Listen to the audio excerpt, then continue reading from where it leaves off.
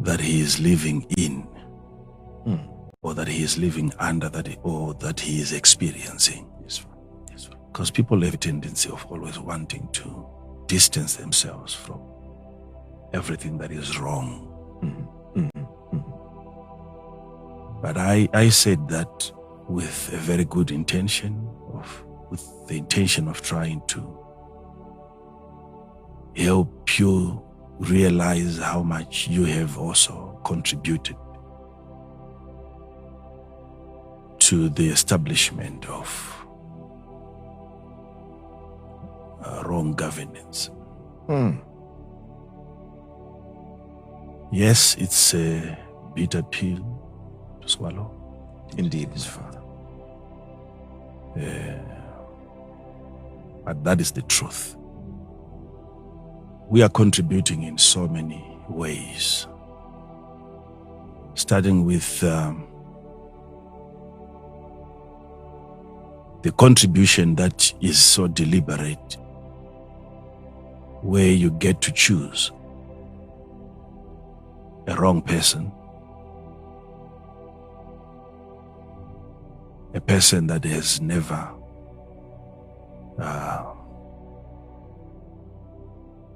exercised his leadership skills in any of the sectors available. Then you entrust him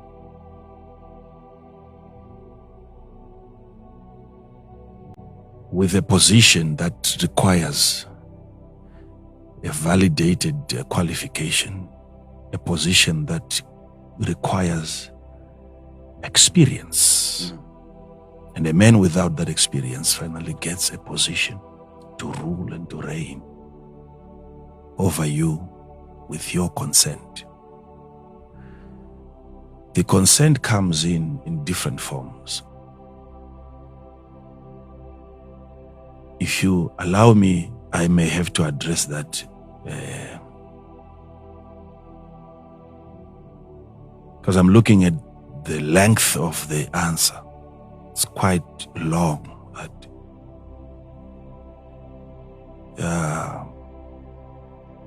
you may not even enjoy being here tonight. It's quite long. Father, this is what we are here for. It's quite long. That's why we're here for. Let me find ways of running away from that question and get to something lighter. But I'm going to show you, obviously, even if it is not today, but eventually I'll shed light on that, and you are going to agree with me that indeed we all did something that then qualified the unqualified to rule over us. You must understand what God meant when he said to Adam, in the day that you eat of the tree of knowledge, knowledge of good and knowledge of evil,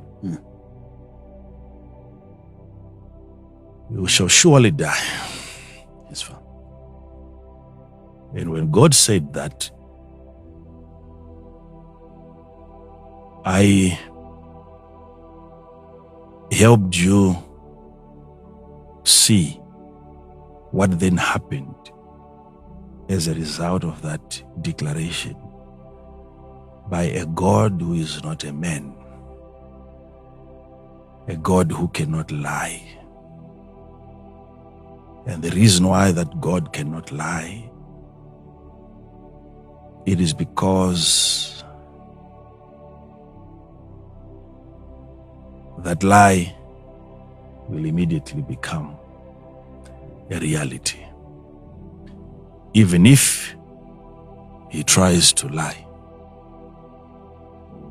that lie becomes correct, it becomes the truth, it becomes accurate. Yes, Father. Because when he speaks, his word is the material that he uses to create. the non-existent. He cannot lie, not because he is not interested in lying, but because the power that comes out of his mouth doesn't then allow that word to go in vain. That's how powerful our God is. Yes, Father. So if we say God is not a man that he can lie, as for me, when I look at a statement like that, I look at it from a spiritual perspective. Yes, Father. And I can go beyond even the writing to say, that person who wrote that might have seen what can happen when God speaks. What happens after God has spoken. Yes, Father. He cannot lie. Yes, Father. So if he tells you in the day that you eat, you what? Surely die. You surely die. And that's exactly what you must expect to see happening. Yes, Father.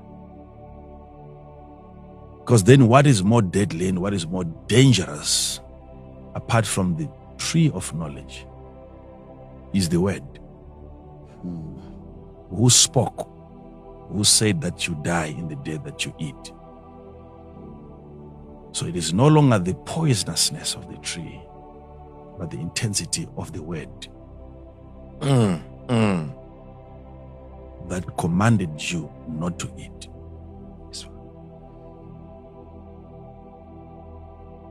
He cannot lie.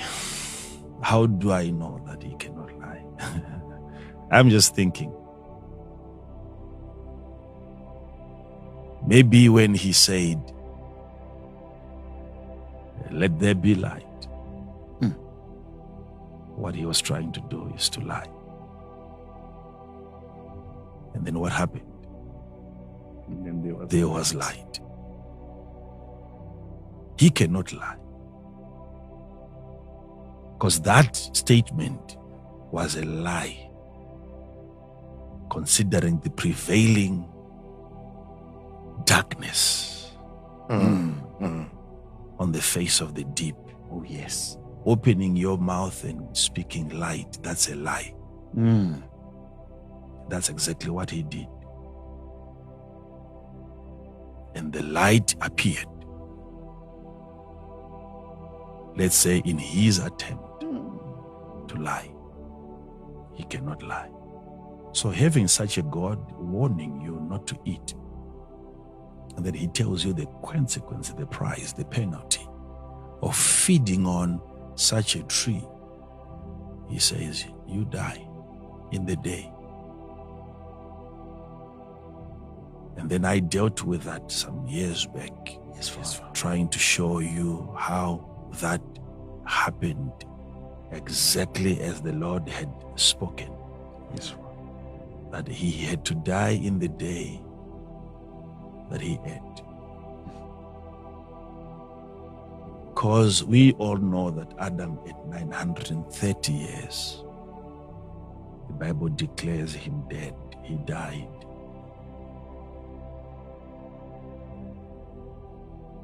But probably maybe he ate of that tree, maybe the 5th day, maybe the 6th day, maybe the 7th day, maybe a week after God had told him not to eat. But that particular day that he ate of that tree, we don't see death occurring. So you might think that God lied because he said in the day, but you must understand the meaning of the day according to him, what he meant by the day. To a certain extent, if you study about the day of the Lord in the book of Peter, 2 Peter 3, verse number 8. 2 Peter 3, verse number 8. But, beloved, be not ignorant of this one thing, that one day, so if he tells you in the day that you eat, you will die, yes? That one day is with the Lord as 1,000 years. Okay, so the one day with the Lord, with us, it's like 1,000 years. Yes, Lord. Okay? So with the Lord, the Lord's day is unto us like 1,000 years. Yes. Okay? Right? So if he tells you that in the day that you eat, you die, that's exactly what happened with the man who ate the tree. He did not finish the Lord's day. 930, he had to die. So he died in the day that he ate, according to the Lord's day. Okay. And also, spiritually, we know it happened again in the day that he ate. He also died. He was separated from God. So both spiritual death and physical death, he died both deaths in the same day that he ate of the forbidden tree. But you then must understand what the Lord meant by death. Yes, Father. Because you don't have death occurring instantly. Death takes time to occur. People die before they die. People die before they die. Yes. Wow. In the prophetic, you can meet a person and know that he is in the process. The process of death has already been activated. The man is on his way while he's still here on the earth. There is a way that a man appears when the spirit of the man is about to depart. You ask me, and then I'll explain to you later on that one. Maybe not today, of course. But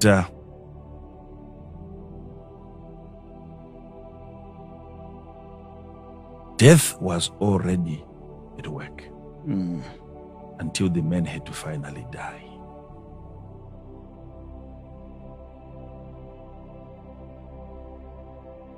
Why is it that after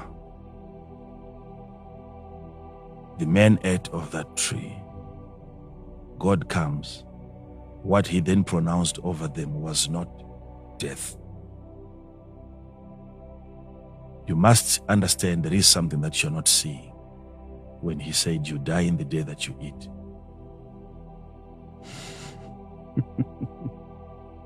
God coming, what he should have pronounced over the man was death. Why is he talking about the sweat? If the sweat is not in the category of death. Why is he talking about the pain, the labor pain that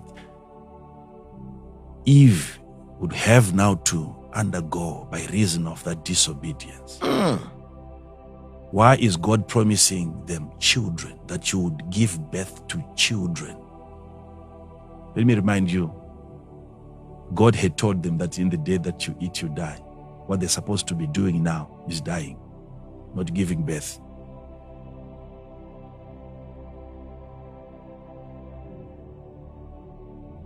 That tells you that all these experiences of pain, poverty, labor, falls under the category of death.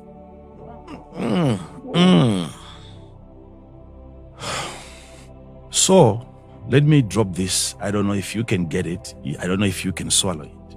If you can swallow it, I don't know if you can digest it.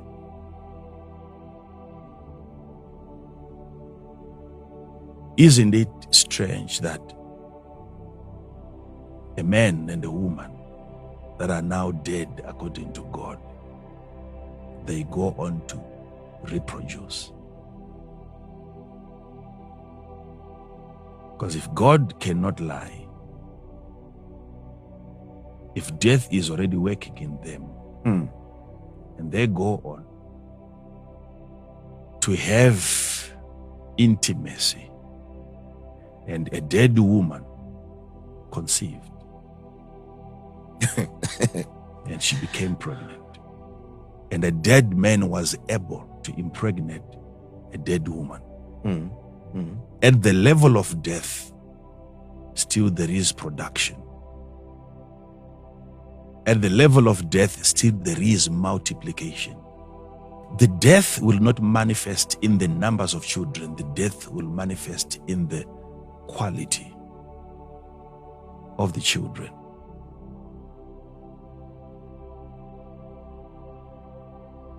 So we can be 14 million in a nation.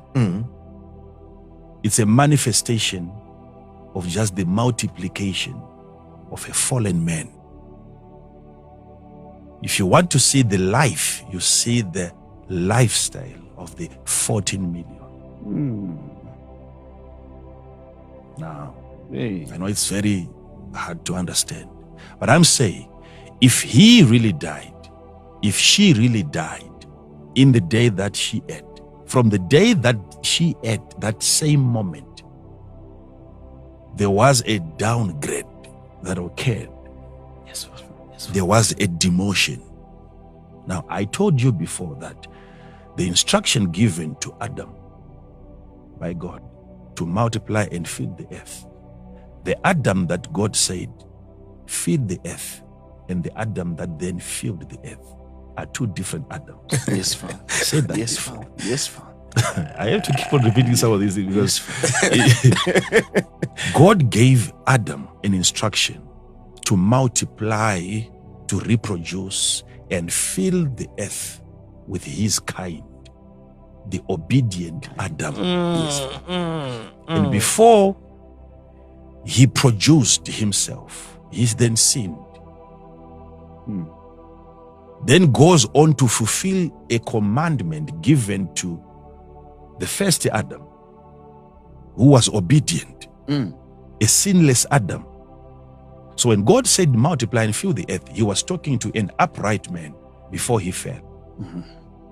And that upright man did not multiply. He waited until he sinned, therefore becoming a different Adam, who was never instructed by God to multiply.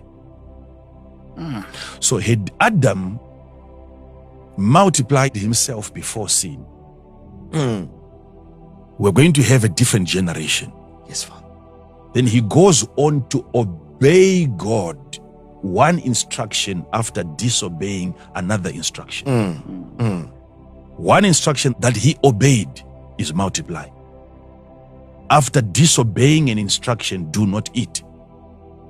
So he's now a different Adam. Yes, Father. So what is coming out of him, what is now being multiplied on the face of the earth, is a different race according to God. So we now have a different father, a different mother, and different children. This is not the generation that God intended the earth to have. Wow. But all this is happening, according to me, it's happening after they are dead. Because when God says it, you're gone. You're gone. Whether today or tomorrow, you're dead. Death is already working in a man, and yet that man wakes up in the morning, he goes, he puts on a nice suit, a nice tie, he goes to work. A man who's dead can organize a wedding. People are still going on to marry while they are dead. Houses are being built by dead people. The earth is the land of the dead until they are born again. Wow. Don't look at the achievements. Wow. Don't look at the movement that a person can raise his hand, can walk, and you think he's alive. All that can be done in a certain manifestation of death. There is a death that allows you to go on and marry, go get a job, go get a degree, and you graduate, yet you're a dead man. There is a type of death that allows you to go on with your daily. Wow. So you have to be careful now. That's why I'm saying we contributed, because in that state which is fallen, Yes, Father.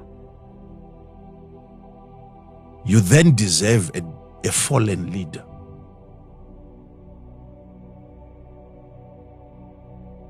You see,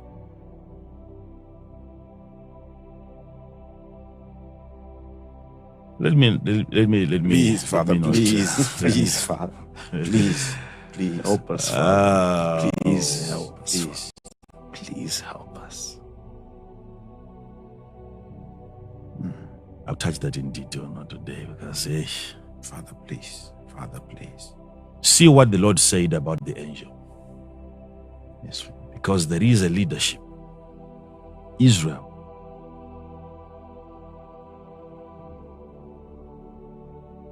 Moving from Egypt to the promised land. They have the leadership of Moses. Yes, Father. Exodus 23, verse 20. Yes, Exodus 23, verse 20. Yes. Behold, I send an angel before thee to keep thee in the way and to bring thee into the place which I have prepared. Beware of him and obey his voice. Provoke him not, for he will not pardon your transgressions. What is he going to do if we are to provoke him and then God tells you, in not pardoning my transgression, what is he going to do? Yes, You see now? yes, Father. What is he then going to do that will serve as proof that I have not been pardoned? What is he, that angel, going to do along the way to success, along the way to prosperity as a nation? We are being led, but I want you to look at the organogram, the structure of leadership that Israel has. Not only do you have Moses, you also have the leaders, the elders of Israel. Remember when he came back from the burning bush, the first people that he had to gather were the leaders of Israel. Yes, Father. So they had leaders whilst they were in bondage. Okay. Yes, Father. So at any level of bondage, you still need leadership. Okay, you have to understand that. But it is the quality of the leadership that brings you out of your bondage. It's not the leadership, the quality. All the elders of Israel in Goshen, Father. they were there to ensure that they stay well in a foreign land. And for them to remain there, they needed leadership. But for them to come out, another leader with a different quality had to be employed, hired by God, to come and deliver other leaders as a leader and the rest of the people. So I'm showing you the structure. So now, apart from Moses and the elders of Israel, you also have the angel above them. Yes, Father. And above the angel, you have the Lord himself. Yes, Father. So if the leadership that reigns over you does not submit to the leadership that is above, then you have a problem now.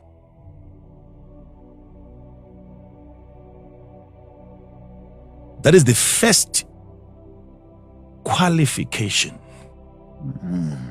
You must look out for that qualification. What qualifies a leader?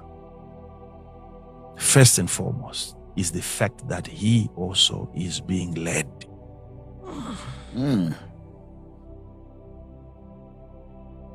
A leaderless leader must never be given a leadership responsibility.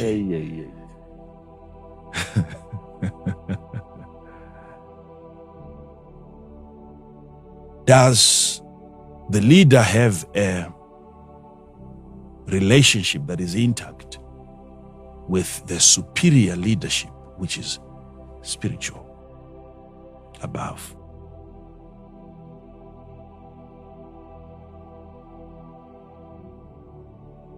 So here's the issue now. I'm raising a question, pastors. If he's not going to pardon my transgression, so what is he going to do? It means he's going to do something about it. Yes, Father. But what he's going to do is something that we have not sat down to study as a nation. Because every nation is given a spirit that leads it. Remember, we're dealing with the spirit of things. Right?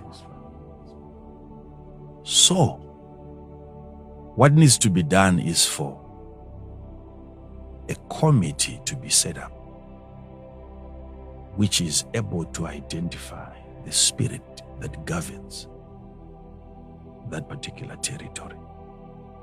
A committee. And what qualifies the members of that committee is their sensitivity to the movements of the spirits. Their level of discernment of spirits has to be high. That's the only qualification. Not physical age. No. Not academic qualifications. No. Their level of discernment of spirits is what qualifies them to belong to that committee. That helps the nation to identify the spirit given to them by God to guide them, to lead them. And they make sure that that spirit is not provoked.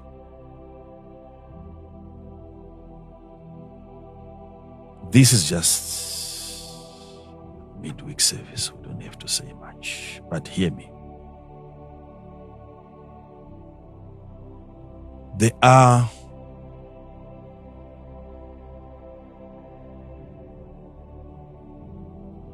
beings that are present with us today, which possess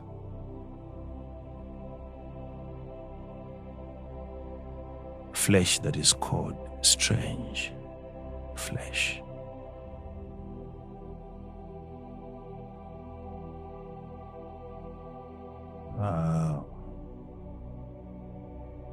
God knew that at some point superior leadership would be needed. Superior in terms of beyond what we have. But are you spiritual enough? I asked you a question some weeks back to say, if you are in Sodom and there is 10 men in Sodom, and by reason of those 10 men you are spared with your wife, with your children. Yes, Father. Yes, Father. Are you ever going to sit down with your children and tell them that my children, my wife, it's not because of me that you're still alive, it's because of that man? Do we have people spiritual enough to identify the reason for their existence in a nation?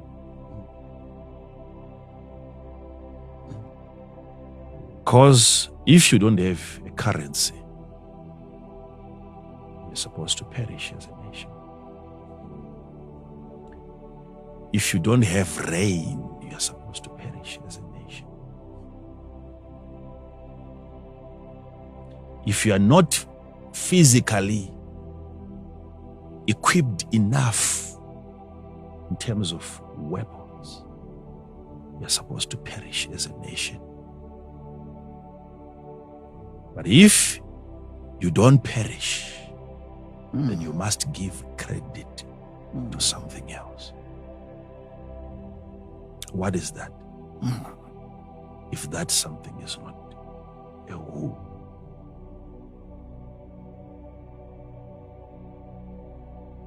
Wanting to believe that we are all the same. I hammered on that last Sunday. We are never the same. Because if you believe that people are the same, why vote? I'm good at catching you at the moment you lie, because when you say that and I look at what you do, why do you go on to vote? If they are all the same, why choose? people are different. If people who are not even born again are different, how about those that are born again? We are different. First thing we have to identify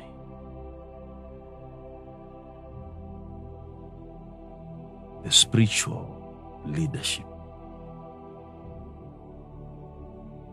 elected by God to reign over a nation. Thank you, Father.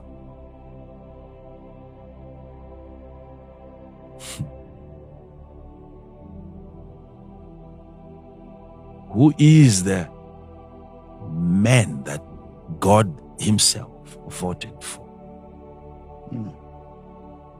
Because God does vote. He appoints. He said it one day when a man was coming out of the water.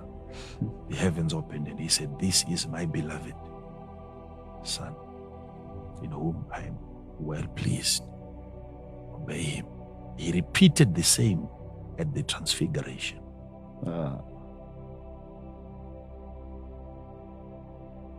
And not voting for such an individual, what you're voting for is chaos.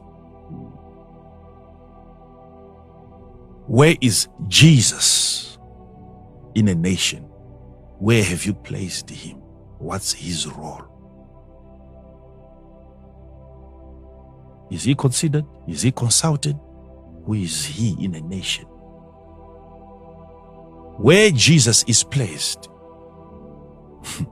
that is a determining factor. But apart from Jesus, because I've heard people saying there's only one mediator between man and God, Jesus Christ, the man. And that's exactly what the Bible says.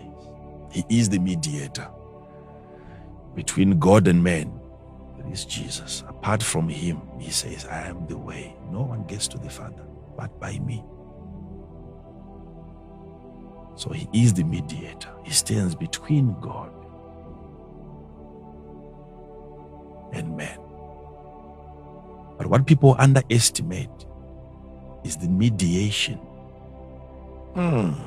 that a man plays between Jesus and the man.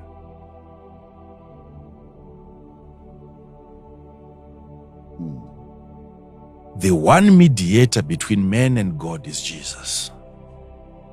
But between man and Jesus, there is a mediator. The Bible, the book of Romans says, how can they believe unless there is a preacher? It means your connection, unless you are connected, there is a need for a man to mediate that relationship, for one to be born again. How can even salvation be possible without the mediation of a human being, a preacher? You cannot believe in a God unless there is a preacher. You found it. Romans 10 verse 14. How then shall they call on him in whom? They want to call on him. The him there is the Lord. They want to call on the Lord. Okay? In whom they have not believed. That's verse what? Verse 14, Father. Start from maybe verse 13 or so. For whosoever shall call upon the name of the Lord. The Lord is Jesus Christ. Whosoever shall call upon the name of. So people would want to call upon the name of the Lord. The Lord is who? Jesus. Okay, but before they do so, yes? Keep on going. How then shall they call on him in whom they have not believed? So they are not going to call upon the name of the Lord unless they have believed in the Lord. Yes, Father. And how shall they believe in him? How shall they believe in the Lord? Of whom they have not heard. So there must be somebody coming to talk about the Lord. Yes, and who is going to do so? So you see now there's mediation taking place there. Yes, Father. So the Lord Jesus can be there, can be present, but unless he is introduced to the minds of the people. So it doesn't start by the nation calling upon the Lord. It starts by believing. in the Lord. It doesn't start by believing in the Lord. It starts by hearing. Because they cannot believe in whom they have not heard. Yes. Okay? Yes. Yes, Father. And how shall they hear How shall they hear? without a preacher? So it starts by hearing, and then believing, and then calling. And then he goes on to say, how shall they also even hear if there is undermining of the preacher? If you think you can do without the preacher, remove the preacher, then Jesus disappears.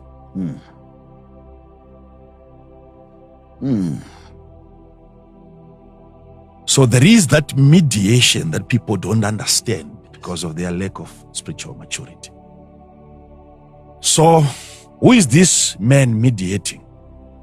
If he is like the rest of the people, if Moses is like the rest of the children of Israel, then there is danger. That person in between ought to be superior. Yes, Father. Ought to be different from the majority, from the rest of the people. Yes, Father. So we are not the same. Now, let me say this. When you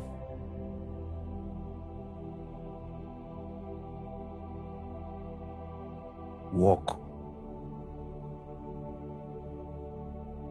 on the face of the earth, you must possess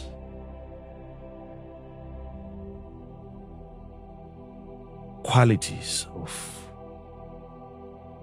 the Spirit.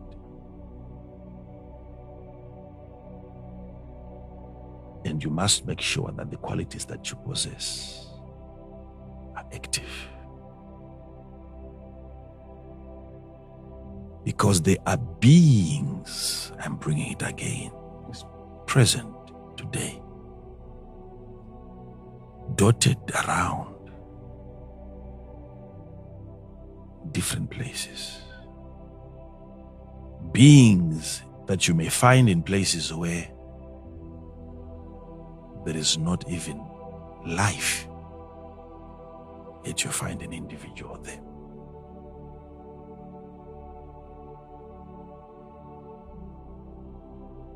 The spirit of things. We are missing out on so many supernatural things happening around us because we have limited the supernatural to only the invisible. And we have neglected the tangible.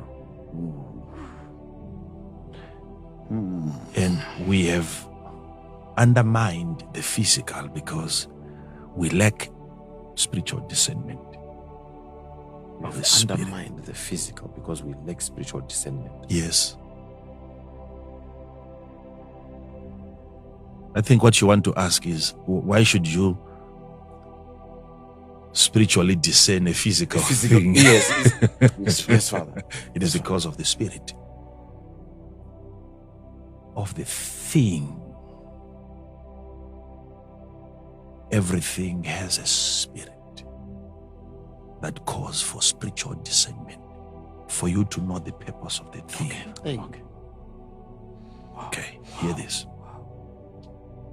This earth that God formed, if you look at the raw material that produced the earth, words, the Bible declares the things that we see, things that appear, were not made by visible things, by things that are tangible. To think that you can have a spirit, right? And you come up with a mixture of spirits in form of words, and a physical world appears. Then what is physical about that earth? This earth is not as physical as you think. Though we refer to earth as a physical thing, this earth is spiritual. Like Pastor, you have tasted chicken before, right? I have. Yes. if we are to put a plate here and there is chicken in the plate and we close your eyes and there are different parts of the same body,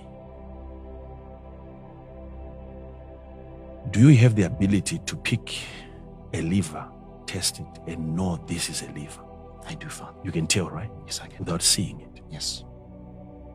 To imagine that it is one body, but it carries different flesh and different tastes. Yes. And it is one. That's the same with the spiritual dimension. The physical earth is a department in the spirit. Yet in its physical form, it is spiritual.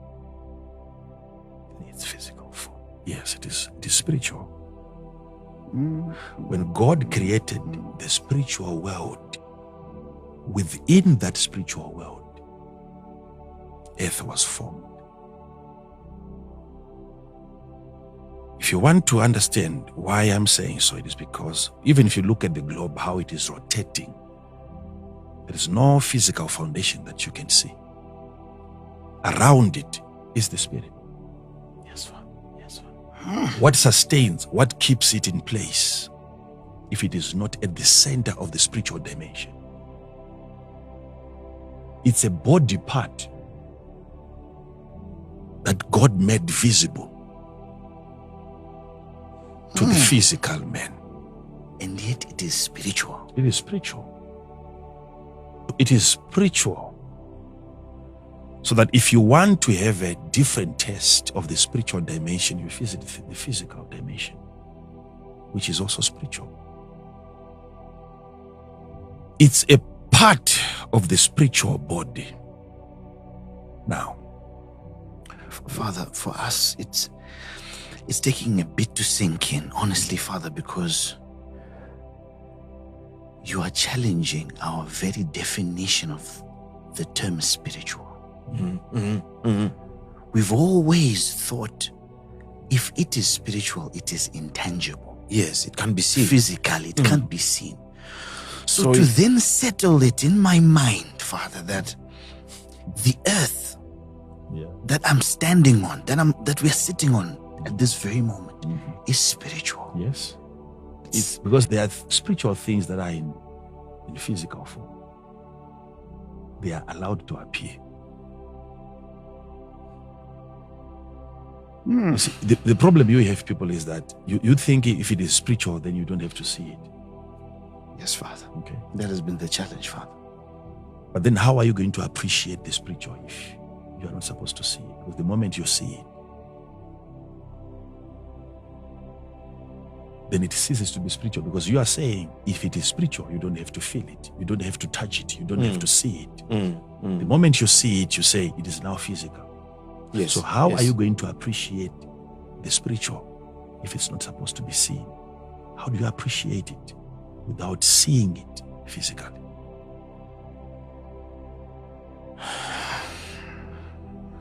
Hear this. Hear this. Spirits appear in different materials. They have different fibers. Okay? Okay, fine. We're following. Okay. I didn't want to touch on this, but for the sake of the people we have tonight, Please do, Father. let me share this with you. We are living in a supernatural dimension, but we are not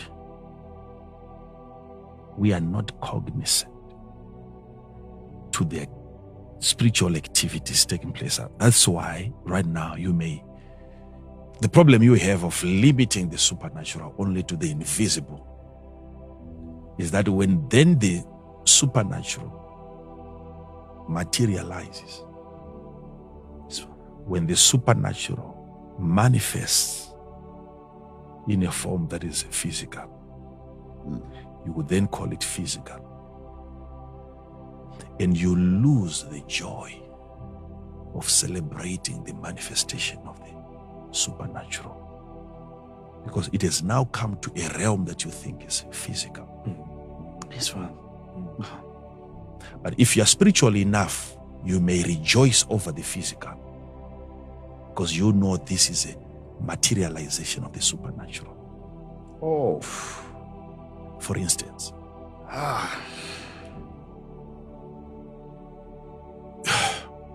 you can't wait for that day that you walk on water, like Jesus walked on water, Indeed, Father. like Peter walked on water. Yes, Father. And that act, according to us, it is in the realm of the supernatural, Indeed, Father. because there is a violation of a law that is natural. Yes, Father.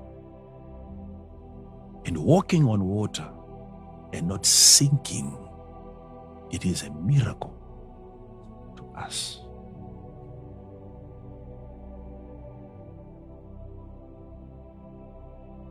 And yet,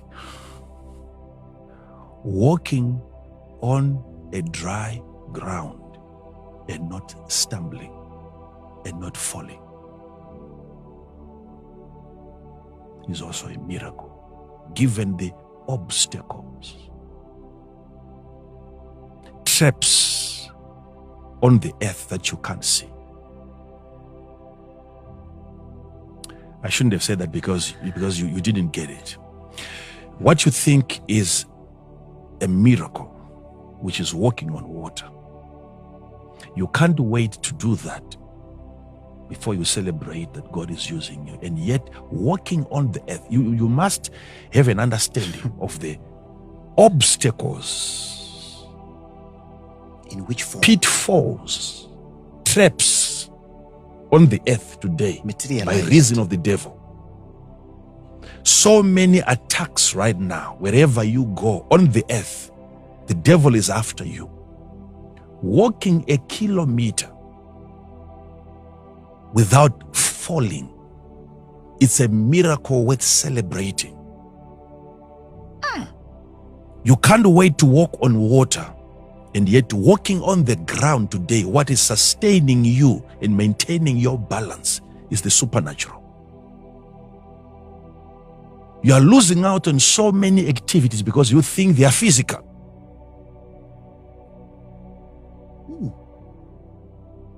You think the miracle of raising the dead is the greatest. You can't wait to lay your hands on a dead man and call him back to life.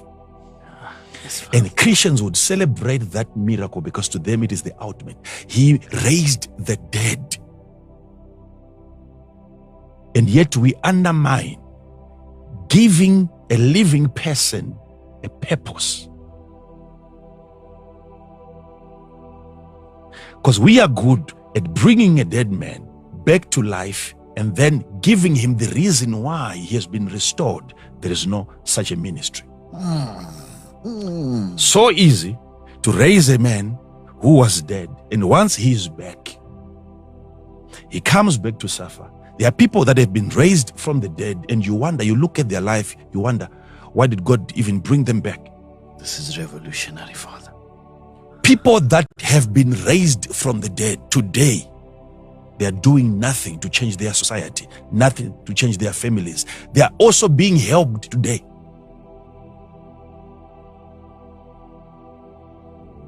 Then you begin to wonder, you tell me today, what Lazarus did for the kingdom of God after being raised from the dead. Nothing that we know of, Father. Okay? Tell me the books, how many books he wrote in the Bible. Tell me how many sick people that he healed. None. So the miracle was only on the raising of the dead. But the dead that got raised never got to find his purpose. So you can choose, if you want God to use you to raise the dead, it's one miracle. But there is another greater miracle of helping those already living to find their purpose. Wow. But if you compare the two, you'd choose the lesser one because it is magnificent. Yes, Father. It is spectacular. It is the supernatural. It appears that way, Father. We have got so many miracles happening, but in physical form. We are not celebrating those because we are not seeing the hand of God. Because we think it is physical. This is the supernatural in physical form. Now, when you are active in the spirit, to discern spirits, these spirits that you are discerning are spirits of things, territorial spirits, spirits in places, in regions, in nations. You must get into a nation and discern the spirit that hangs over that area. Okay? And whilst you are doing so, you must understand now that you have the right as a child of God to understand spirits, discern, and to even test those spirits. Right? But this is what is happening now. If you see problems, I can tell you, I'll ask you at some point to list the problems that we have in Africa, one by one. And I'll tell you the nature of spirit that controls that particular problem. Thank you, Father. Okay. Thank you, Father. And how you can overcome that problem by overcoming the spirit of People that are spiritual are the ones who are supposed to be leading. Spiritual, I didn't say Christians. I need to understand that. Because you thought Christians are spiritual. Yes, the fact that you're a Christian means you're spiritual. That's a different story. Okay. But hear this. There is the exercising of the spiritual mind. The exercising of the spiritual mind. Hey. Thank you for that. Can you sense the presence of spirits in a place? And when those spirits are grieved, when there is a transgression, when the spirit of a nation is against the citizens,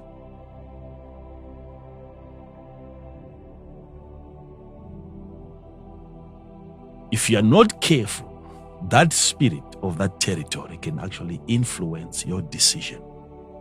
It can influence your appointment. That spirit can influence your vote. So that you vote against your own success.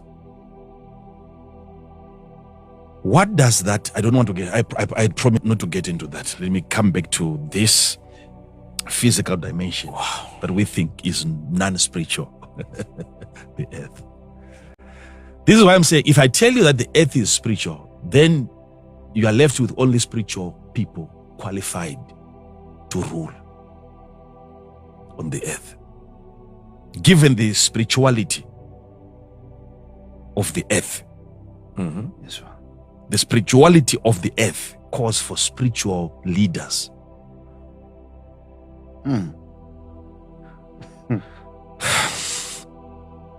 Hear this. You know, the Bible tells us that God is omnipresent. Right? Yes, Father. Yes, Father. If God is omnipresent, it means He's everywhere at the same time.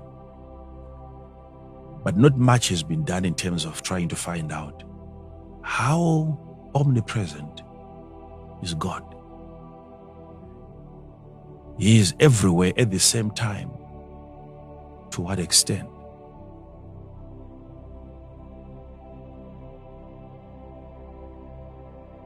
When we say God is omnipresent, someone must be able to explain to us the omnipresenceness of the presence of God. How is that possible that He can be omnipresent?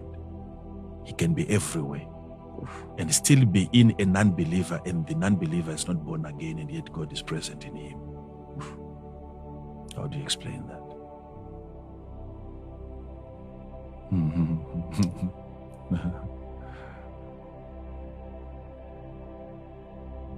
Because if he is not in an unbeliever, then he is not omnipresent. Yes, Father. But he has to be in an unbeliever. Yet the non-believer is not a Christian.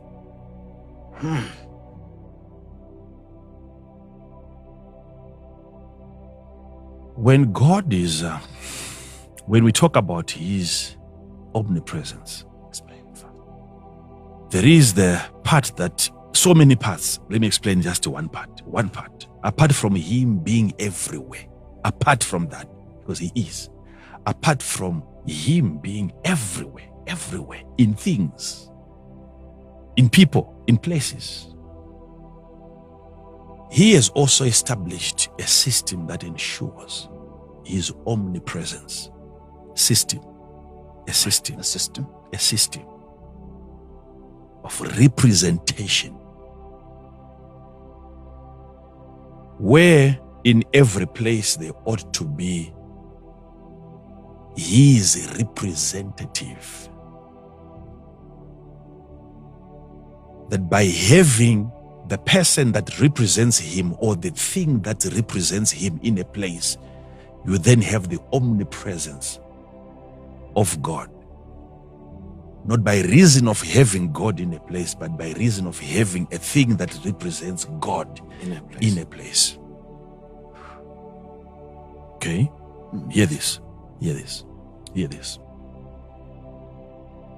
Like, you see, when they were talking about this new technology that is coming to improve our communication, the 5G technology, right?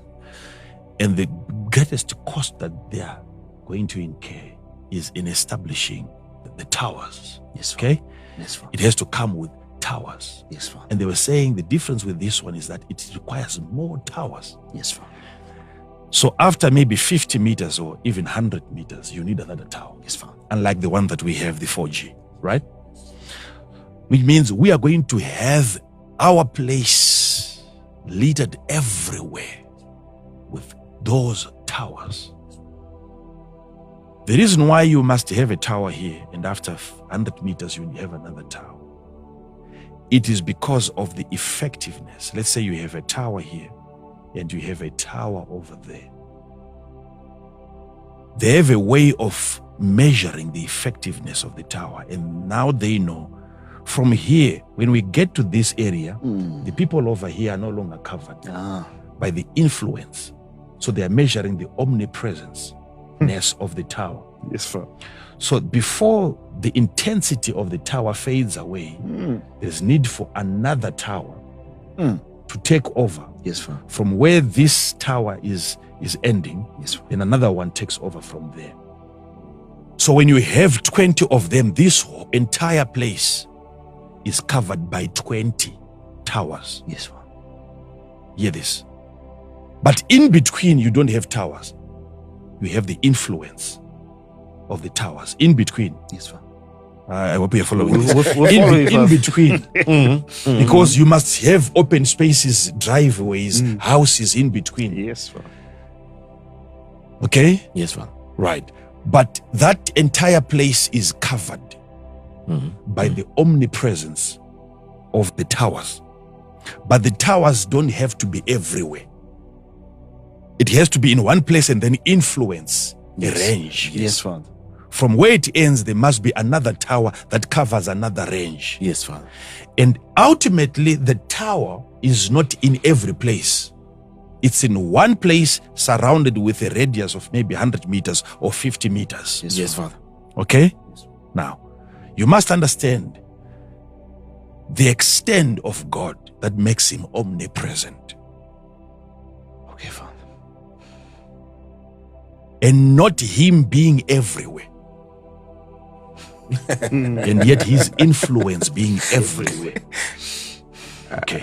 So what God did from the creation was to blend what we think is purely physical, because there is the physical which is really concentrated physical. Yes, Father. Okay? Then there is the physical on the earth, which is a bit superior in terms of quality. Things that do not fall under the material things, yet they are material things on the earth. For instance, Remember, he said, if I'm to stop the people from praising me now, stones are going to do so. Yes, Father. Yes, sir. Okay. You see, like the way that they've wired a nation like United Kingdom. Yes, Father. Britain is under extreme surveillance system. When you talk of cameras, there is no corner not covered by a camera. They can investigate a matter in the court from the day you left the house. You went into the train, got to your workplace, you came back, you booked in a hotel. The day you enter, the day you... Everything. Without any eyewitness, cameras can testify against you. So if you're saying cameras are everywhere, it doesn't mean they are everywhere. Yes, Father. They are covering spaces, because in your house, on your table, you don't have a camera.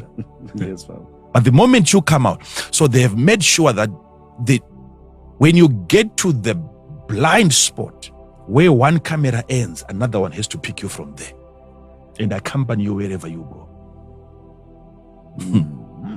So that system, people are just copying what God has done.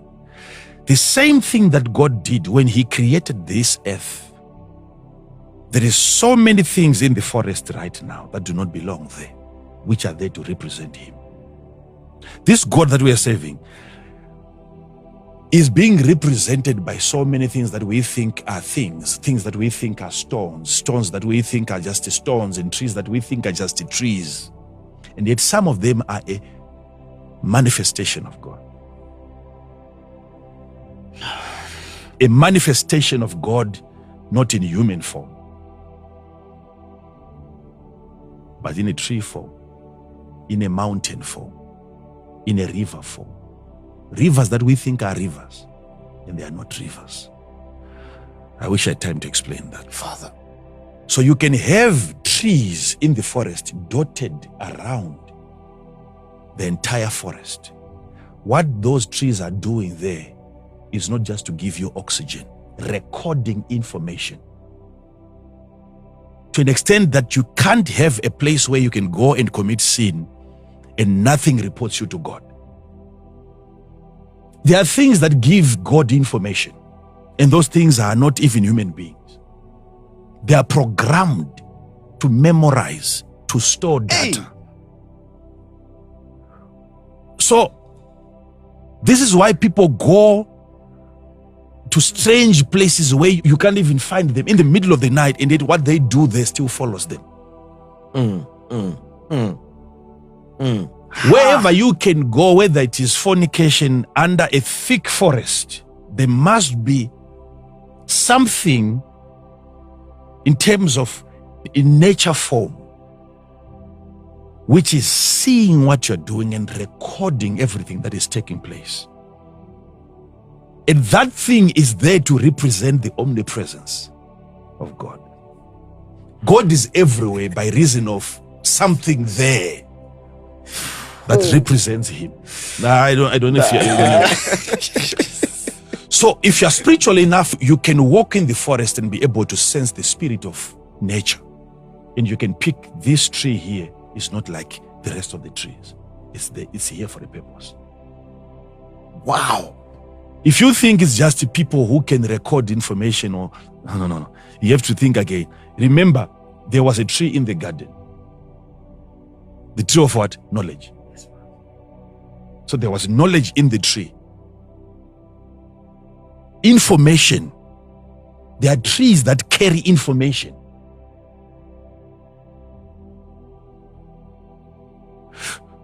But because of our tradition, which was not set right, you can have very strange, like in Africa, there can be places where you have strange mountains, strange rivers where mysterious things happen, ridges that are so strange. That's the explanation. Yes.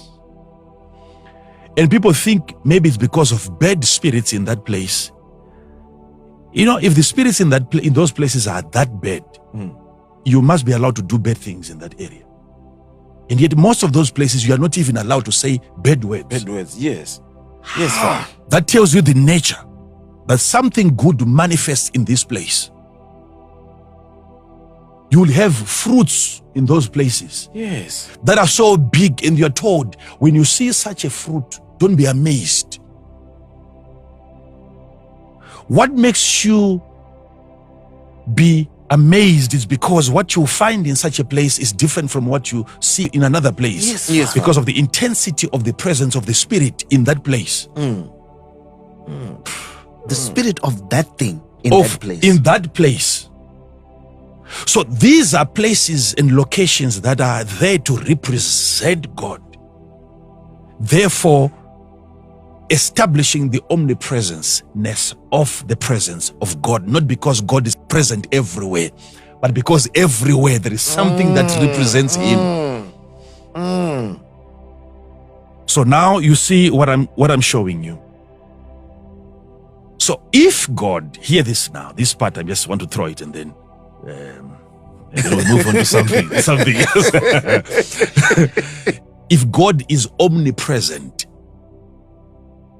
if God is omnipresent, like the Bible teaches us, Yes, Father.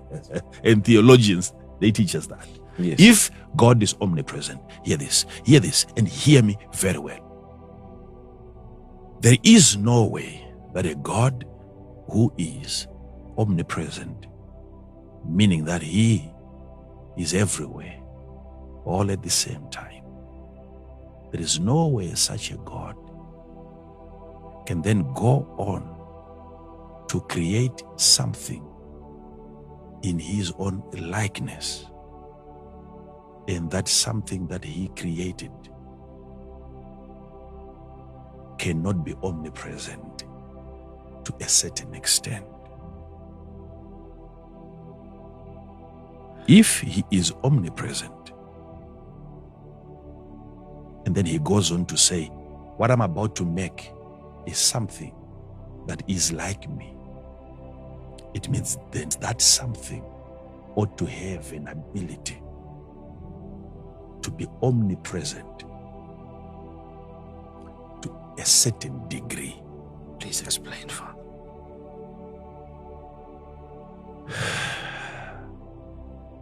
I'm going to be in trouble with this. Please explain, please. It's good for people to just quote what I've said. Anyone who criticizes my message without listening to all of it is always wrong every time. Yes, Father. Yes, Father. If what I'm saying is wrong, then you must go on to explain to people, was that image and likeness of God given to men fully delivered, or it was a flop? Did God fail to transfer? You must tell people that. If what I've just told you is unscriptural,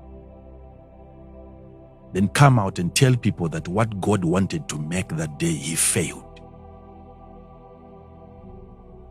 If He succeeded in making a man in His image and in His likeness, it means within that likeness ought to be the omnipresence ability, but to a certain extent, not like God.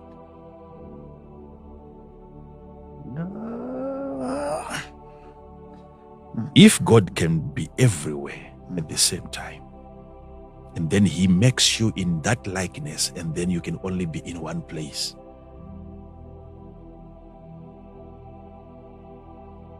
you have a limitation. It means the likeness of God was not fully transferred. He failed to make you in His likeness, because it is because of His likeness that He is everywhere at the same time. So if you are limited only to one location as a spirit, you are not exhibiting and manifesting the likeness of God. You cannot be everywhere all at the same time, but you can be at least in different places.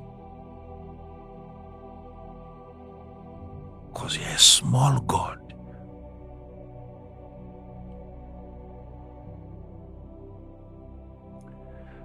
For example, I've told you, you are in your house, sleeping on your bed, yet you're dreaming you're in a different location.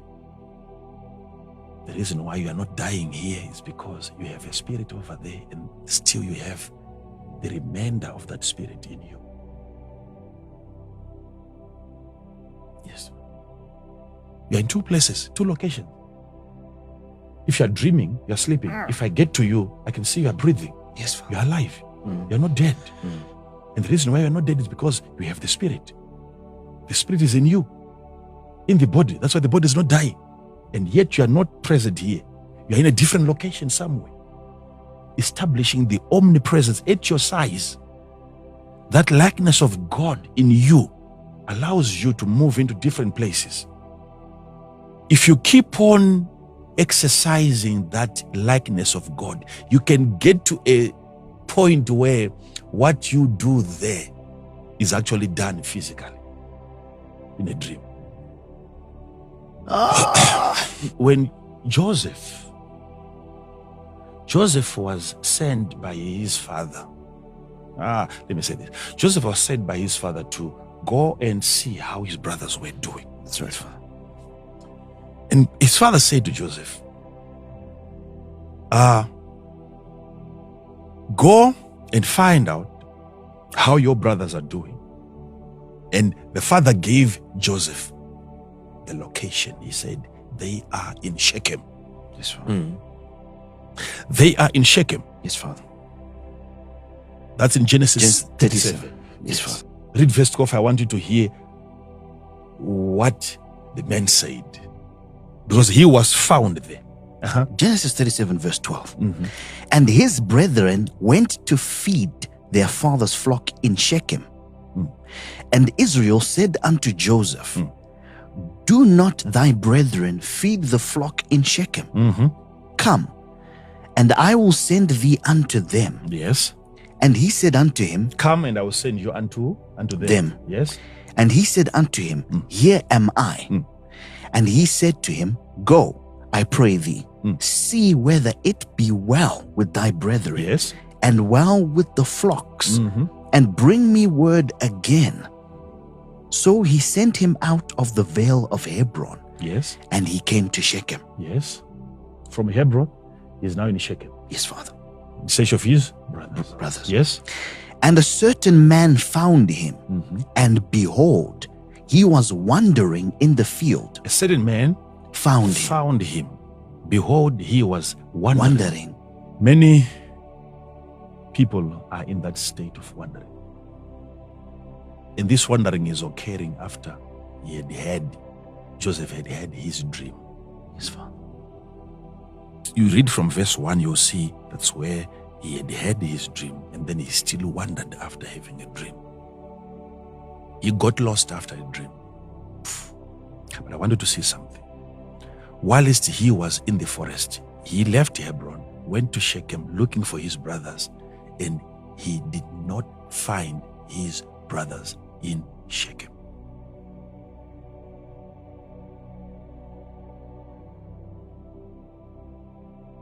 Then a certain man with no name found him. Found.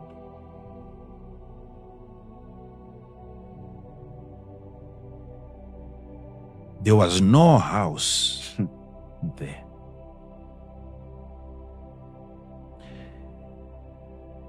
Yet a certain man found him. And this man was not even a shepherd. He was a certain man. And this man had to find Joseph. And there is a reason why it was the man who had to find Joseph and not Joseph finding the man. The reason why the man had to find Joseph, it is because it was the man who was searching for Joseph. Seek and you find. Joseph was not looking for the man, he was looking for his brothers. But there was a man who was looking for him to facilitate the fulfillment of his dream.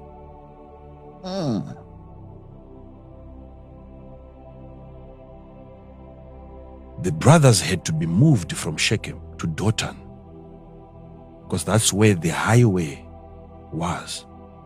And the Ishmaelites had to pass through Dothan, not Shechem, going to Egypt. So they had to be influenced by a certain man in Shechem to leave Shechem and go to Dothan. And the man remained in Shechem, waiting for Joseph to arrive and to tell him they are not here. So Joseph comes, he's looking for his brothers and is wondering, and the man found him. It wasn't Joseph who found the man, it was the man who found Joseph. So who was searching for who? It was the man searching for Joseph. This man is a certain man. I'll talk briefly about a certain man, because we have beings today. And then when the man saw that this guy was wandering, he said, "What are you seeking?" Yes, Father. "What are you looking for?" He said, "I'm looking for my brothers." And he said, "I heard them saying, 'Let us go to Dothan.'" So there was a recorder in that place. When words are spoken, something or someone is recording. They spoke to each other saying, "Let's go to Dothan." But there was another person, a member in that conversation, who was not part of them, who heard what they said and remained with that information in Shechem, waiting to hand over that information to the intended person. The brothers are now in Dothan. They are not even aware that what they said is still playing in Shechem. It is still being heard. Their secrets are being revealed in Shechem. Because there are things everywhere recording every event, every utterance, every statement, every activity. Now this man is giving information to Joseph to say, they have gone to Dothan. They are no longer here. You go there and you find them. And then Joseph left this man. But this man was a certain man. His house is not there. What is he doing there? Are you sensitive enough? I don't really enjoy giving you my personal experiences, but maybe let me just give you one. I'm in How Mine, which was the second assembly given to me in the Apostolic Faith Mission. First, I was in Shangani Mine, which was a mine, of course, and then after that, I went to How Mine. Now, from the house we used to stay, it's like just 2 kilometers. There is a man-made dam, like a small lake. I think it's about like maybe we can say 600 meters by 600 meters. It wasn't that big. I think they had actually used excavators and dozers to create that pond. And there was fish in that little dam. And I would go there every morning.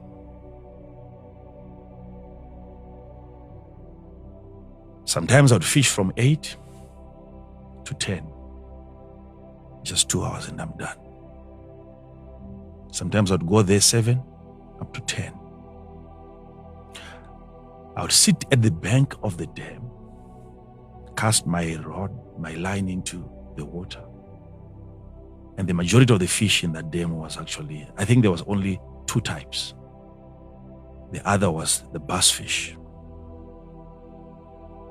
And I'm there every single month. It was like a commitment. I wasn't doing that for pleasure.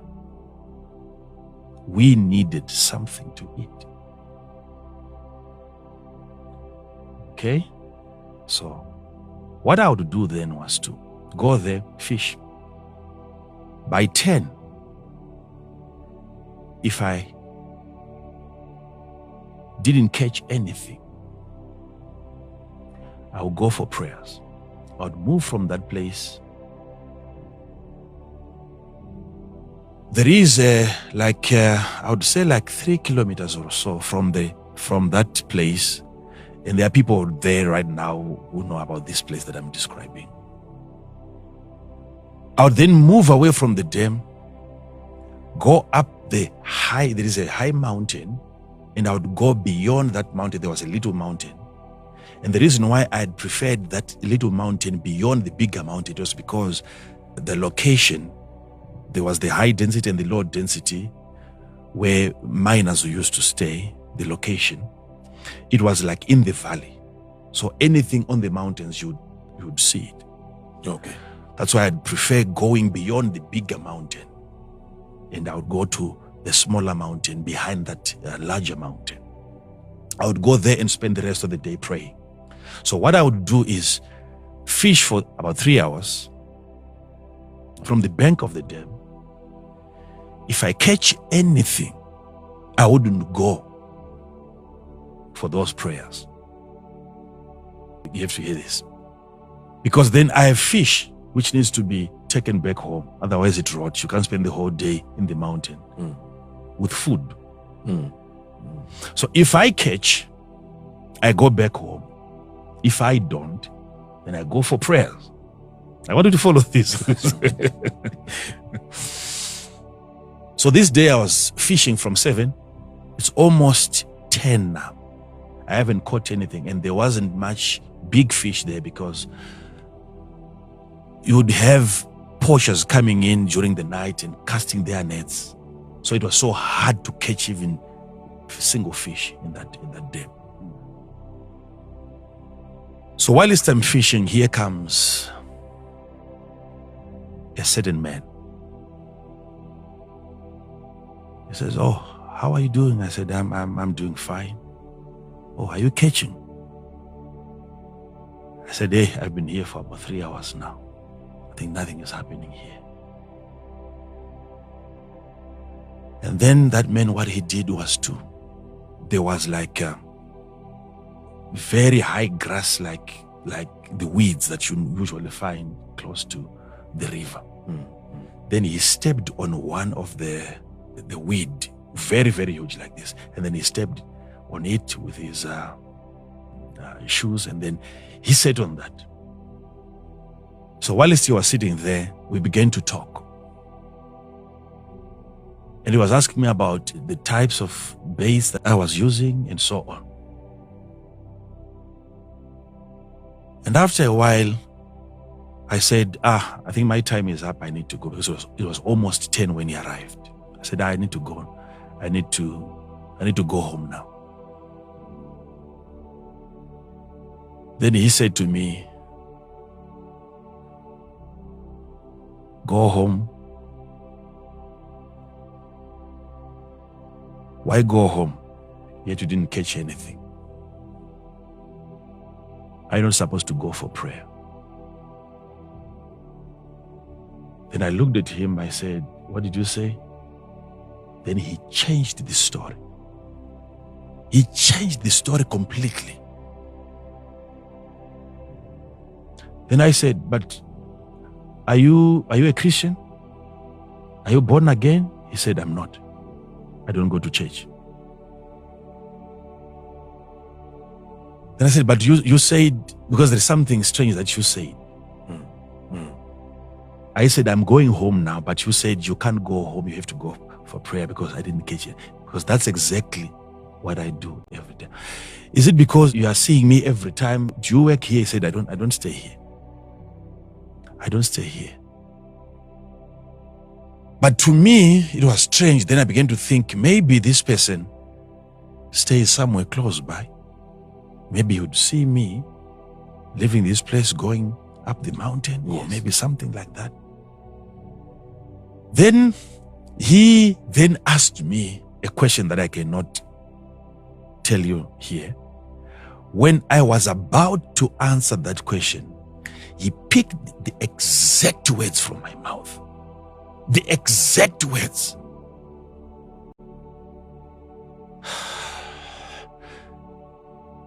Then I said, are you sure you don't go to church? And he said, don't keep asking me about that question. I told you, I don't. He actually said, I don't believe in going to church. That's what he told me. This man was in an overall coat. One of his leg was actually folded. The trousers, quite old.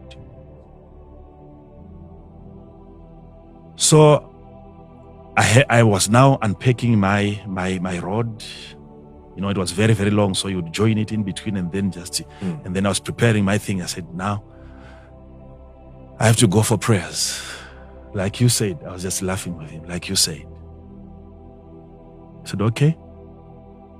And then I said to him, now I'm leaving you. He said, okay, I can accompany you for now. And then we left the place, we left the dame. And then to my amazement, I realized after passing the tallest mountain that all along from the dam, he was in front. I was behind him. We were talking.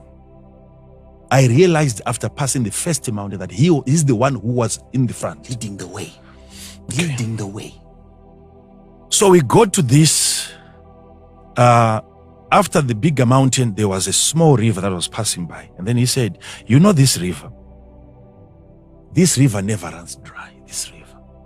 It's always flowing, except for this year. It's the only time that this river is dry. There's always enough water in this river that feeds into that little dam. That's why they created that dam. It was because of this river. And I said, but you said you don't stay here in this village. And he said, yes, I don't stay here. But I said, but you are saying this river has never gone dry. And he started laughing. He said, I know where the river is coming from. Maybe that's where I stay. That's what he said. I don't stay here, but maybe I know where the river is coming from, and that's where I stay. He was saying some strange things. Now I'm realizing beyond that mountain now that this man was in front all along. How does he know? Right.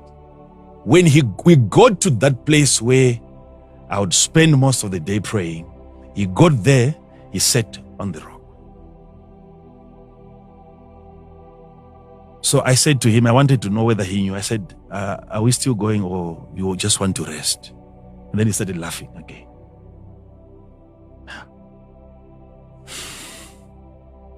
That day, from the time that we arrived, it was still a.m. until around 4. I didn't pray that day. We were talking. We were talking some of the things that I'm seeing happening today were discussed.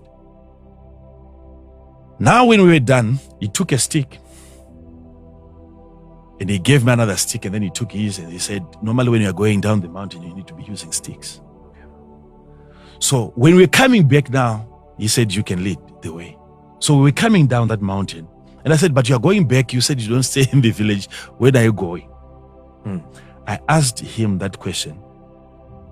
And then I repeated the question. I said, you are going back with me, but you said you don't stay here. You see how mine is right, like in the center of a very huge forest.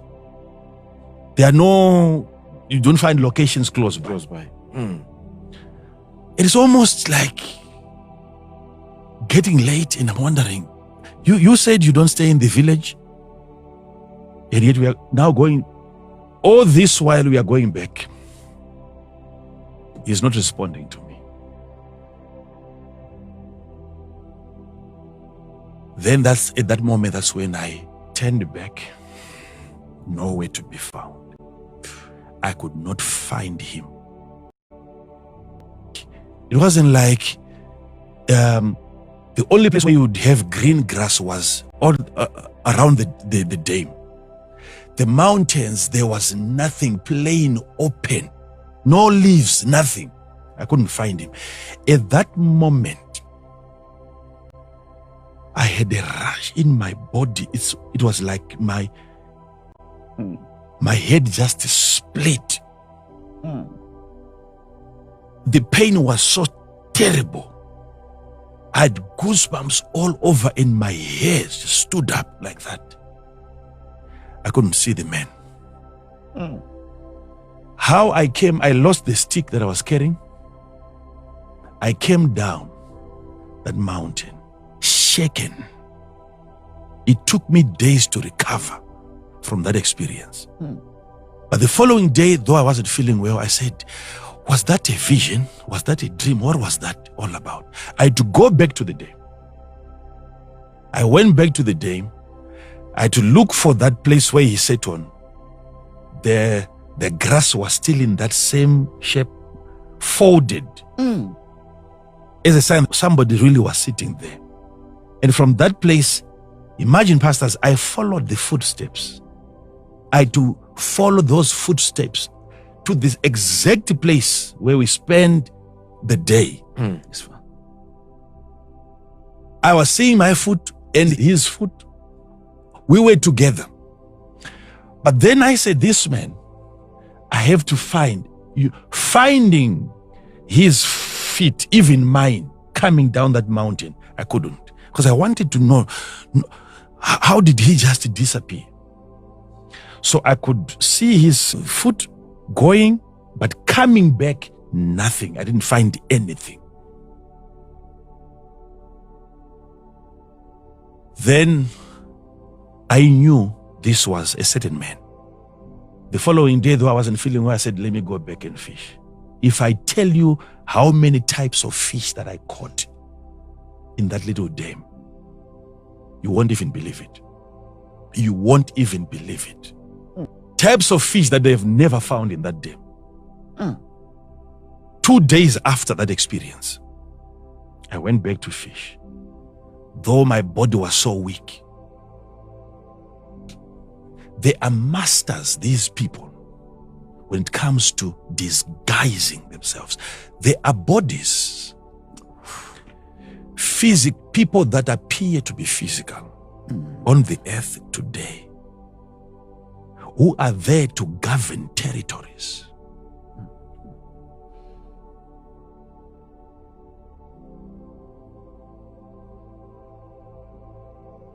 Are you sensitive enough to notice the difference?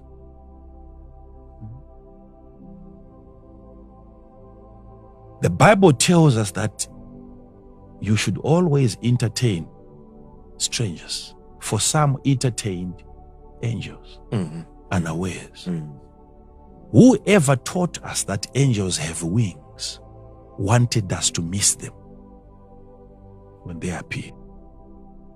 You are now discerning angels by their physical appearance. If you go by discerning the spirits of individuals, you will understand there are people present today who may seem to be like your next door. They come here on earth, they build houses. They can stay together as human beings, and yet both of them are not. They are carrying a certain mandate that you're not even aware of. If you're going to wait until you see an angel coming with wings, my brother, there are angels in the Bible that would visit you. You would cook for them. They would eat. Sit on a chair. But are you sensitive enough to discern the spirit of a thing?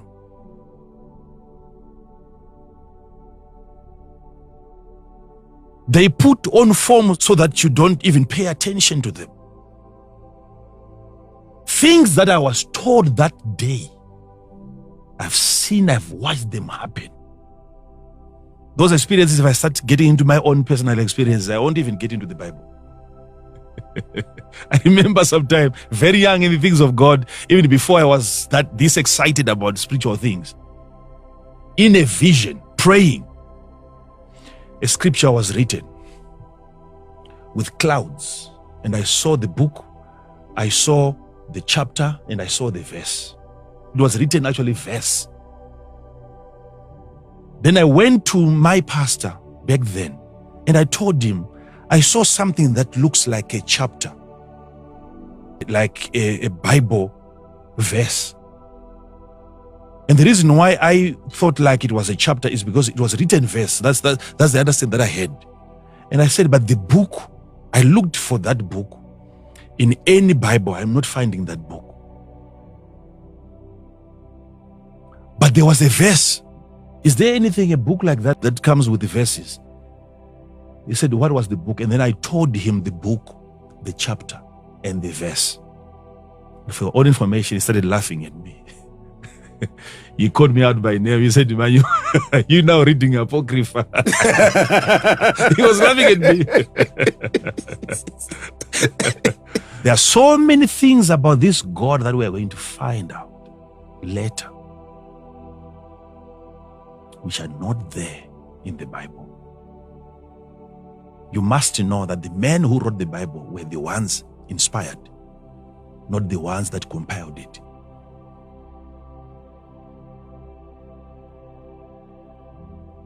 The men that wrote the Bible are the ones inspired to write the books, not the men that compiled the books.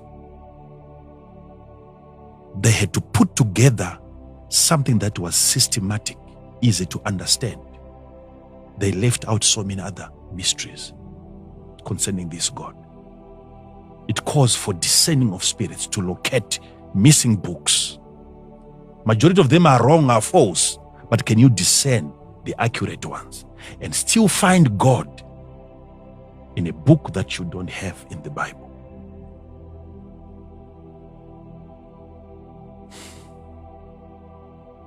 These beings are present today on the earth.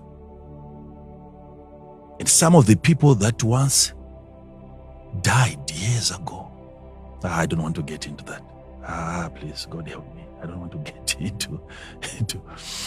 There are beings that are in the class of, they are called Metatrons, especially in the book of Enoch,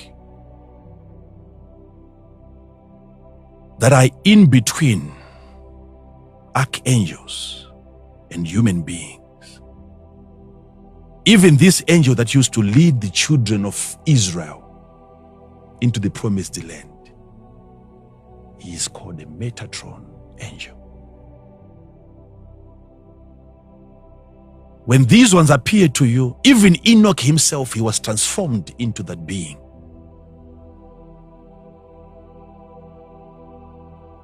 Now that sounds like the Transformers, if you've ever watched. And then you may think that that's where we are getting. No, that's where they got it from. An ability to transform and put on matter so that you can interact with those in the physical dimension that are not paying attention to spiritual visitations.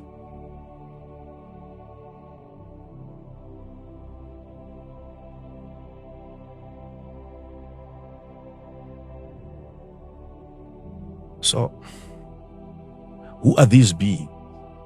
If we disobey them, if we insult them,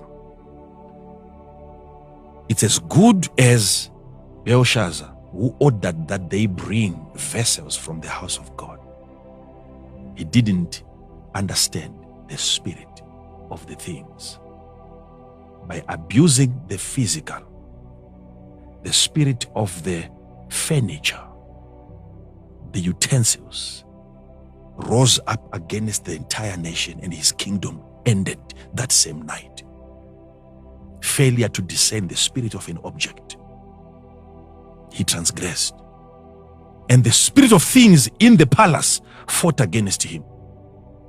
To think that we have a hand of God coming not to redeem the cups and the plates.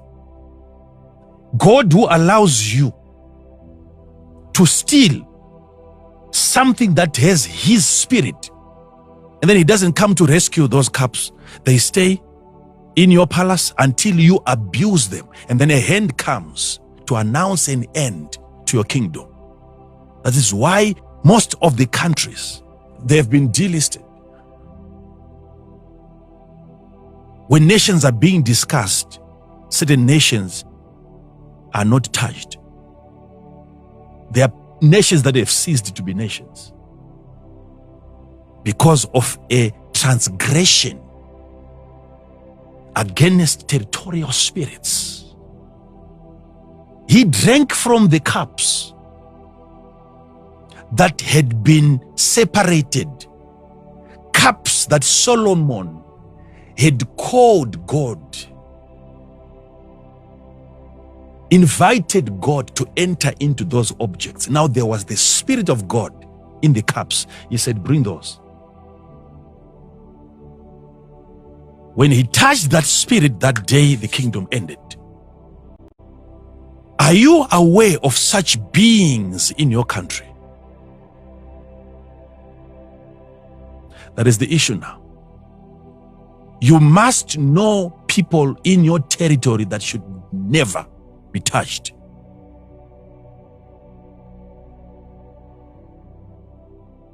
If you still think people are the same, then that's why you are in a problem that you are in right now. Wow. Wow. I want our viewers to understand. I didn't want to get into all these things because this is midweek service. But I want people to hear me. You must raise your antenna and be able to pick, to identify, to distinguish the difference in things and in people and in places.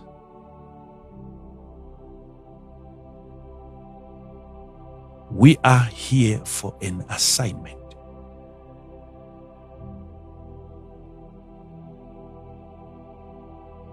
Do not underestimate God's investment on the earth. Not everything physical on the physical earth is physical, because the earth itself is spiritual, because the majority of it is spiritual. The composition, the biggest, greatest ingredient is the spirit. And the smallest ingredient is the physical. What made the visible is the invisible. What is the invisible? The word. He created worlds by the word. And the word produced the material, the physical. You can't completely extract the spiritual from the earth if the earth was formed by the Spirit. That is the ingredient. The Spirit is the ingredient that formulated the earth. Child of God, you must grow to a level where you know that you are above everything that God created. And God placed spirits into those things just so that you can control them and dominate them. The power you have over matter, the power you have over objects, the power you have over snakes and scorpions, that power is over their spirits. By controlling the spirit of a thing, ultimately, you control the thing. When we get to the solution, where we begin to solve the poverty of nations, then you understand that poverty is nothing but a spirit. So I want you to keep on following on this subject. We have to stop here for tonight. But I want you, pastors, to also prepare yourselves as well, and all of you watching me, prepare yourselves again. Sunday we have an outstanding session, a beautiful service, and I want you to be ready. And we are going to be ministering the grace of God, abundance to God's people.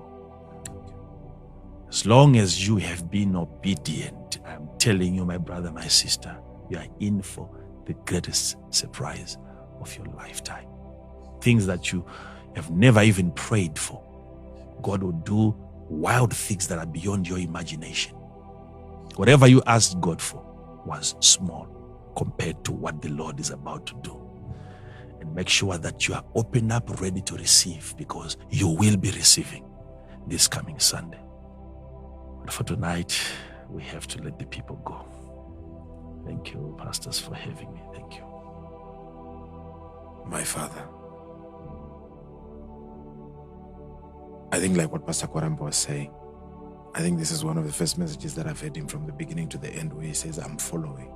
Not I understand, but I'm following. Oh. Father, the dimension of the word that you are bringing to us, like he said, it's revolutionary.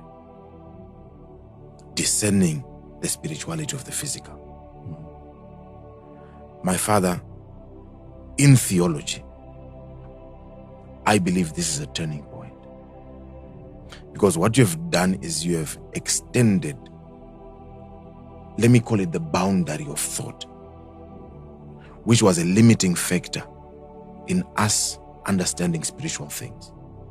I can never come to a point where I say, I've understood what you have said today or this evening, but I believe that my scope of thought when it comes to understanding the spiritual and understanding even dominion, my Father, you have extended it in a way that nobody could have ever done. And I really want to thank God for you, because it is only one who has had an experience, who understands the passages and the ways of the spiritual, who can come and teach us these things.